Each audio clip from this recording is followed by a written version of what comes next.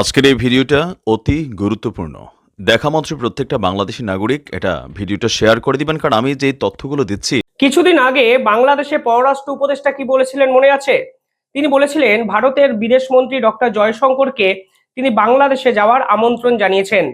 পাশাপাশি বাংলাদেশের অবস্থা অত্যন্ত ভালো জায়গায় আছে, সংখ্যালঘুদের উপর কোনো অত্যাচারই হচ্ছে না, আইন শৃঙ্খলার অবনতি একদমই হয়নি, এমনকি পাকিস্তানের সঙ্গে বাংলাদেশের যে সম্পর্ক তা নাকি আগের মতোই আছে। এ ধরনের একাধিক মিথ্যে কথাগুলোকে তিনি মিডিয়ার সামনে খাওয়ানোর চেষ্টা করেছিলেন। তিনি বলেছিলেন ডক্টর জয়শঙ্কর যদি বাংলাদেশে এসে নিজে পরিস্থিতি দেখেন তাহলে হয়তো আসল কথাটি তিনি বুঝতে পারবেন। এর পাল্টা কালকে বাংলাদেশের এই সমস্ত কথাবার্তা নিয়ে ভারতও একটি প্রেস কনফারেন্স করলো। অনেকের প্রশ্ন ছিল, জয়শঙ্কর কি সত্যি এই মুহূর্তে বাংলাদেশে যেতে চান? অন্তত যেভাবে সরকারি একজন বিদেশমন্ত্রী পররাষ্ট্র উপদেষ্টা ভারতের বিদেশমন্ত্রীকে আমন্ত্রণ জানাচ্ছে, তার পাল্টা জয়শঙ্কর কি বলেন সে বিষয়ে কিন্তু একটা কৌতূহল আন্তর্জাতিক স্তরে ছিল। কারণ আপনারা জানেন নরেন্দ্র মোদী এবং ডোনাল্ড ট্রাম্পের মিটিং এর পর ঘটনা প্রবাহ অতি দ্রুত গতিতে বদলাতে শুরু করে। কিন্তু সব থেকে ইন্টারেস্টিং বিষয় হলো পাকিস্তান কিন্তু বাংলাদেশকে কার্যত ডমিনেট করতে শুরু করে। আর এই দৃষ্টি এ পটে ভারতবর্ষ কি করেন কিংবা জয়শঙ্কর বাংলাদেশে যাবেন কিনা এর উপরেও কিন্তু সাউথ ইস্ট এশিয়ার যে পলিটিক্স তা কিন্তু ভীষণ মাত্রায় ডিপেন্ডেন্ট হয়ে পড়ে। কিন্তু জয়শঙ্কর সরাসরি কালকে জানিয়ে দিলেন এই মুহূর্তে তিনি বাংলাদেশে তো যাচ্ছেনই না, উল্টে পাকিস্তানের সাথে বাংলাদেশের এই সম্পর্ক যে তিনি ভালোভাবে নিচ্ছেন না তা কিন্তু স্পষ্টভাবে জানিয়ে দেওয়া হলো। আর তিনি যে কথাগুলো বললেন তাতে বাংলাদেশের এই পল্টু মস্তান উপদেষ্টা সমন্বয়করা আদতে যে চিন্তা করতে শুরু করে দিয়েছেন তা তো বলাই চলে। এই পল্টু মস্তান সমন্বয়করা কি বলেছিল মনে আছে? তারা বলেছিলেন আমেরিকার পররাষ্ট্র নীতির উপর বাংলাদেশের কিছু ডিপেন্ডই করে না, অথচ তাদের দেশের সরকার এখন আমেরিকার ডোনাল্ড ট্রাম্পকে চিঠি লিখে হাত জোর করে ভিক্ষা করছে তারা যেন এই অর্থ সাহায্য বন্ধ না করেন। অর্থাৎ সেই ঘুরে ফিরে আমেরিকার কাছে ফিরে যাওয়া, সেই ঘুরে ফিরে খাদ্যের জন্য চাল ডাল মুসুর ডাল ডিম এইসবের জন্য ভারতের কাছে হাত জোর করা, এ বাংলাদেশে যেন নিত্য নৈমিত্রিক একটা দৃশ্য। শুধু শুধু হাসিনার বিরুদ্ধে ষড়যন্ত্র করে এরা দেশকে ডোবালেন।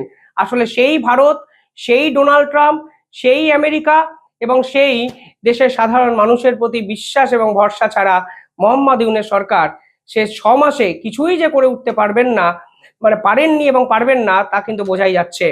কালকে বাংলাদেশের এই সমস্ত কথা নিয়ে কি বলা হলো বাংলাদেশ যেন সন্ত্রাসবাদ ইস্যুটা স্বাভাবিক ঘটনা না মনে করে। পাকিস্তানকে এর আগে জাতিসংঘে গিয়ে ভারতবর্ষ যে কথাগুলো বলেছে, কালকে এই প্রথমবারের জন্য বাংলাদেশ ইস্যুতে সেই কথাগুলো ব্যবহার করলো ভারতবর্ষ। আপনারা জানেন কাশ্মীর নিয়ে পাকিস্তানের সঙ্গে যে আমাদের যে সম্পর্ক, ভারতবর্ষের যে সম্পর্ক তা কিন্তু নতুন নয়। কিন্তু সম্প্রতি জাতিসংঘে গিয়ে পাকিস্তান এমন নাচানাচি শুরু করে দিয়েছে এবং কাশ্মীর নিয়ে অবসেশনে ভুগছে, তার পাল্টা দিতে গিয়ে ভারতের বিদেশ দপ্তরের পক্ষ থেকে জাতিসংঘে গিয়ে এই পাকিস্তানকে কিন্তু কার্যত ধুয়ে দেওয়া হয়েছিল। সে বিষয়ে কিন্তু আমি পূর্ণাঙ্গ একটি ভিডিও এর আগেই বানিয়েছি। কিন্তু কালকে বাংলাদেশের মাটিকে ব্যবহার করে পাকিস্তান ভারতকে অশান্ত করার যে ষড়যন্ত্র করছে তার পাল্টা এই প্রথমবারের জন্য দিল ভারত সরকার। তারা পরিষ্কার বলল সন্ত্রাসবাদ কখনই কোনো স্বাভাবিক ঘটনা নয়, আর পাকিস্তানের সঙ্গে বাংলাদেশের এই সম্পর্ক অত্যন্ত সিরিয়াস ভাবে ভাবছে ভারত। এবং মনে রাখবেন কিছুদিন নয় কালকেই ভারতের সেনাপ্রধান এই বিষয়ে মুখ খুলে বলেছিলেন কোনোভাবেই সেভেন সিস্টার্স ওরিয়েন্টেডে যুদ্ধ করার যদি চেষ্টা বাংলাদেশ কিংবা পাকিস্তান করে তাহলে কিন্তু ভারত অত্যন্ত কড়াভাবে বিষয়টিকে দমন করবেন। অর্থাৎ এই প্রথমবারের জন্য অফিসিয়াল তরফে এই ধরনের স্টেটমেন্ট আসছে যা নিঃসন্দেহে মোহাম্মদ ইউনূসের যে চাল তা কিন্তু বেচাল করে দিচ্ছে, তা নিঃসন্দেহে বলাই চলে। আর কি কথা বললো জানেন? কালকে ভারতের পক্ষ থেকে এই প্রথম উপদেষ্টাদের নিয়ে মন্তব্য করা হয়। উপদেষ্টা প্রসঙ্গে ভারতের বিদেশ দপ্তর কি জানিয়েছে, একদম সরকারি তথ্য আমি স্ক্রিনের সঙ্গে সঙ্গে আপনাদের কি বলেছে সেটাও আপনাদের দিয়ে দিচ্ছি যেন আপনারা পড়তে পারেন। এতদিন এই উপদেষ্টা সমন্বয়করা ভেবেছিলেন যা ইচ্ছা তাই বলা যায়, একটা দেশকে সম্পর্কে একটা দেশের রাজনীতি না বুঝে কূটনীতি না বুঝে যা ইচ্ছা যেমন খুশি মন্তব্য যেন করা যায়, এতদিন এই উপদেষ্টা বা পাড়ার এই ছাত্র নেতারা মনে করছিলেন। দেখুন এই উপদেষ্টাদের তো দোষ নয়, আপনি পাড়াগাঁয়ের কোনো একটা ক্লাবের একটা রাজনীতি করতেন, নিতান্তই দুর্গাপূজা কিংবা একটা ক্রিকেট টুর্নামেন্ট অর্গানাইজ করতেন, হঠাৎ করে আপনাকে বানিয়ে দিল দেশের স্বরাষ্ট্রমন্ত্রী। এবার আপনি স্বরাষ্ট্র দপ্তর সম্পর্কে কিছু জানেন না, আপনি জিও পলিটিক্স সম্পর্কে কিছু জানেন না, আপনি আপনার দেশ সম্পর্কেই সবটা জেনে উঠতে পারেন না, অথচ আপনি আপনার দেশেরই স্বরাষ্ট্রমন্ত্রী হয়ে গেছেন, তাহলে এই ধরনের কথাবার্তা যে বলবেন এটাই তো স্বাভাবিক। ফলে উপদেষ্টারা যা পেরেছে তাই বলে গেছে ভারতকে নিয়ে সেই 6 মাস। এবার ভারতবর্ষ কি বলেছে? ভারতবর্ষ পরিষ্কারভাবে বলছেন, আমরা বাংলাদেশের বিষয়ে খোঁজ রাখছি। বাংলাদেশের অন্তর্বর্তী সরকারের বিভিন্ন উপদেষ্টার মন্তব্য আমরা পর্যবেক্ষণ করেছি। অর্থাৎ উপদেষ্টারা যে ধরনের কথাবার্তা এতদিন যে বলেছিলেন, এবং আপনারা ভাবছিলেন ভারতবর্ষ কিছু বলছে না কেন, এই প্রথমবারের জন্য ভারত অ্যাডমিট করছে উপদেষ্টাদের সকলের কথা ভারতবর্ষ নোট করেছে এবং এই বিষয়ে তারা বিশ্লেষণ করছে। তারা ভাবছে এরপরে এই অন্তর্বর্তীকালীন সরকারের সঙ্গে আসলে কিরকম ভূমিকা পালন করা উচিত। অর্থাৎ অনেক উদারতা দেখানো হয়েছে বাবা, অনেক হয়েছে তোমাদের কথাবার্তা, নয় চুপ করো, নয় ভারতবর্ষকে যা করার জন্য সুযোগ দাও। পরবর্তীকালে তারা বলেছেন, উপদেষ্টাদের মন্তব্য বাংলাদেশের সঙ্গে আমাদের সম্পর্কের উপর কি প্রভাব বিস্তার করতে পারে তার বিশ্লেষণও আমরা করছি। তাদের এই সব মন্তব্য অবশ্যই সহযোগিতামূলক নয়। অর্থাৎ উপদেষ্টারা জেনে শুনে দিনের পর দিন ভারত বিরোধিতা করেছেন এবং ভারতের সঙ্গে সম্পর্ক রক্ষা করতে তারা চানই তো নি, উল্টে সম্পর্ককে সম্পূর্ণভাবে ভেস্তে দেওয়ার চেষ্টা করেছেন। ভারত অফিসিয়াল স্টেটমেন্ট দিল ফর দ্য ফার্স্ট টাইম। তারা বলছেন নির্দিষ্ট মন্তব্যের প্রভাব কি হতে পারে সে বিষয়ে বিশ্লেষণ করা উচিত। ভারত সরকার বলছেন তারা তো মন্তব্য করে দিচ্ছেন, কিন্তু এই মন্তব্যের পরিপ্রেক্ষিতে ভারত কি করতে পারে তা আপনারা বিশ্লেষণ করুন। শুধুমাত্র যা ইচ্ছা তাই বলা যায় না। দেখুন, এই পুরো ঘটনাটাই তৈরি হয়েছিল শেখ হাসিনার সময়। শেখ হাসিনা ভারতপন্থী হয়ে বাংলাদেশকে ডুবিয়ে গেছেন, এই রকম অভিযোগ খোদ মোহাম্মদ ইউনূস তুলেছেন। কিন্তু আজকে উনি ক্ষমতায় এসে বুঝতে পারছেন ভারতকে ছাড়া বাংলাদেশের 5টা মিনিটে চলার একটা জায়গা নেই।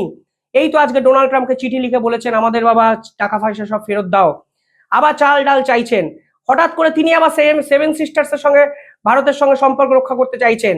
অর্থাৎ ক্ষমতায় থেকে দেশ চালানো এক জিনিস, আর ক্ষমতায় না থেকে বড় বড় হুমকি দিয়ে দেশের মানুষকে আবেগতাড়িত করে অন্যদিকে ঘুরিয়ে দেওয়া যে আলাদা জিনিস, তা এখন মোহাম্মদ ইউনূসের এই পল্টু মস্তানরা কিন্তু বুঝতে শুরু করেছেন। আরো উল্লেখযোগ্য বিষয় হলো, যারা একসময় ভারত বিপক্ষে একাধিক কথা বলেছেন তারা আজ কোথায় গেলেন মার্কেট থেকে? আমি একটু পরে শোনাবো ঠিক কোন কোন বিষয়ে ভারতের আপত্তি হতে পারে। তার আগে বলে দিই ভারত আর কি বলেছে।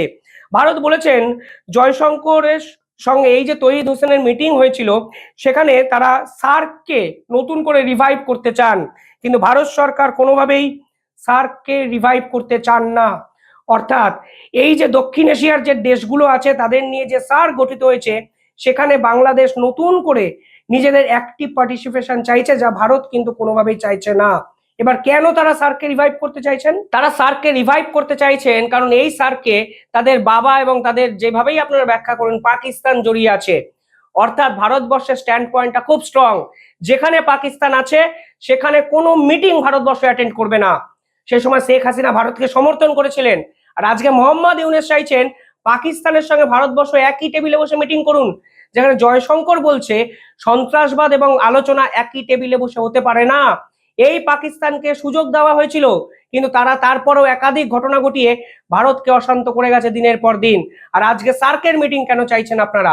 আপনার নিজেদের দেশের এই অবস্থা, আপনারা সেই দেউলিয়াকরণ থেকে বাঁচাতে আপনার দেশকে মানে রক্ষা করতে পারছেন না, হঠাৎ করে সার্কের মিটিং আপনারা অ্যাটেন্ড করতে চাইছেন।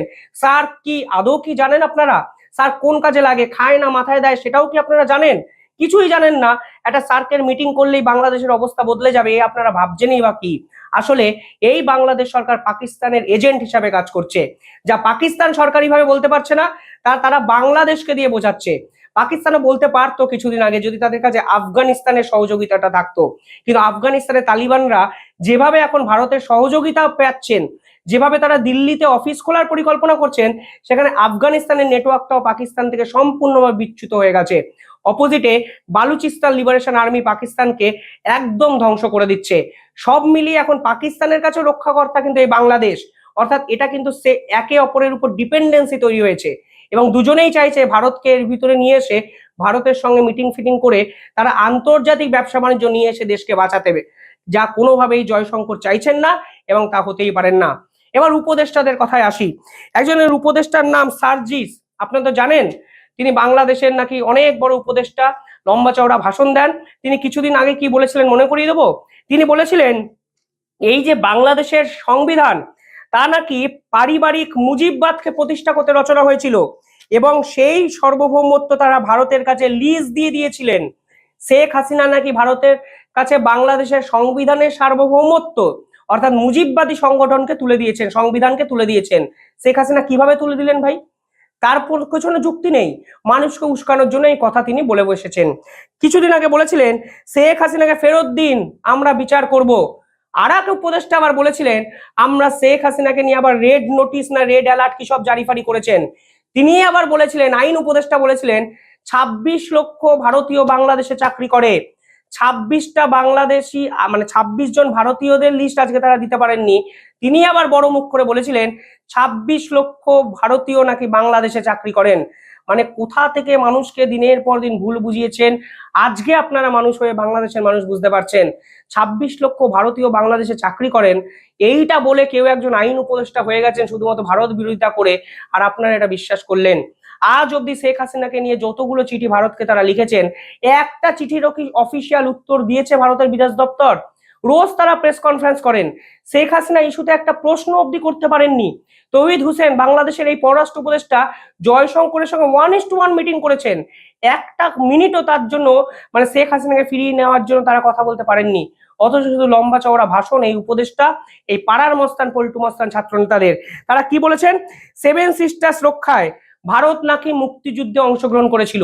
উপদেষ্টা বলেছেন এটা। 1971 যে মুক্তিযুদ্ধ অর্থাৎ এই মৌলবাদী সন্ত্রাসবাদী পাকিস্তানকে হাঁটানোর জন্য মুক্তিযুদ্ধ যেভাবে বঙ্গবন্ধু এবং ভারত সরকার একে অপরকে সহায়তা করেছিল, তা নাকি 7 সিস্টার্সকে রক্ষা করার জন্য। আদৌ কি এরা ভৌগোলিক অবস্থান ভারতের জানে? 7 সিস্টারকে রক্ষা করার জন্য পাকিস্তানের সঙ্গে কেন লড়াই করবে? 7 সিস্টার্সের সাথে চায়নার ওই সময় সম্পর্ক খারাপ হওয়ার কথা। আমি জানি না মানে কি ধরনের কথাবার্তা উনি বলেছেন। তিনি বলেছেন আওয়ামী লীগ ভারতের দাসত্ব করেছিল এবং ক্ষমতা সিকিউর করতে ভারতের দাসত্ব করেছিল আওয়ামী লীগ সরকার। অর্থাৎ এই ধরনের উপদেষ্টারা যে কথাবার্তাগুলো বলেছেন, এই প্রথমবার ভারত বুঝলো অত্যন্ত সিরিয়াস ইস্যু। যে ইস্যু ডম্বুরবাদকে ওই সময় যখন ডম্বুরবাদে বন্যা হয়েছিল তখন নাহিদ নামক এক পাকা উপদেষ্টা বলেছিলেন ভারত ইচ্ছা করে জল ছেড়েছে। তখনও ত্রিপুরার মুখ্যমন্ত্রী বলেছে আমরা কেন ইচ্ছা করে জল ছাড়বো, তুমি ভারতে এসে দেখে যাও, তোমাদেরকে বিভিন্ন ক্ষেত্রে জানানো হয়েছে, তোমরা ব্যবস্থা নিতে পারোনি, এখন ভারতের মানে বিপক্ষে কথা বলছো কিসের জন্য? একাধিক ইস্যুতে শুধু ভারত বিরোধিতা। আসলে এই ভারত বিরোধিতা করে সাধারণ মানুষের আবেগকে তারা লুটে খাওয়ার চেষ্টা করছেন। উল্টো দিকে আবার ভারতের থেকে চাল ডাল গম ডিম দুধ সমস্ত কিছু নিচ্ছেন, এমনকি ডিজেল পাইপলাইনে ডিজেল নিচ্ছেন, বিদ্যুৎ নিচ্ছেন। বাকিটা আর কি থাকলো? অকারণে মানুষকে ভুল বোঝানোর দিন শেষ। উপদেষ্টাদের কড়া মার্কিং করলো ভারত সরকার। আপনারা কি ভাবছেন কমেন্টে জানাবেন। আর একটাই অনুরোধ, হাত জোর করে বলছে, আমাদের চ্যানেলের রিচ এবং ভিউ ভীষণ মাত্রায় কমিয়ে দেওয়া হয়েছে, কারণ একদল লোক আমাদের চ্যানেলকে রিপোর্ট মেরেছেন, ধরে নেওয়া যায় ইউনেসের কিছু দালাল। একটাই অনুরোধ, এই ভিডিও যদি শেয়ার করেন, কমেন্ট করেন, আর প্রতিদিন যদি একটু সার্চে দা ইন্ডিপেন্ডেন্ট বেঙ্গল লেখেন, তাহলে হয়তো আমরা আমাদের ইন্ডিপেন্ডেন্ট জার্নালিজমের জায়গাটা আবার ফিরে পেতে পারি। সাহায্যই চাইছি বলতে পারেন। কমেন্টে জানাবেন আপনারা এই প্রতিবেদন নিয়ে কি ভাবছেন।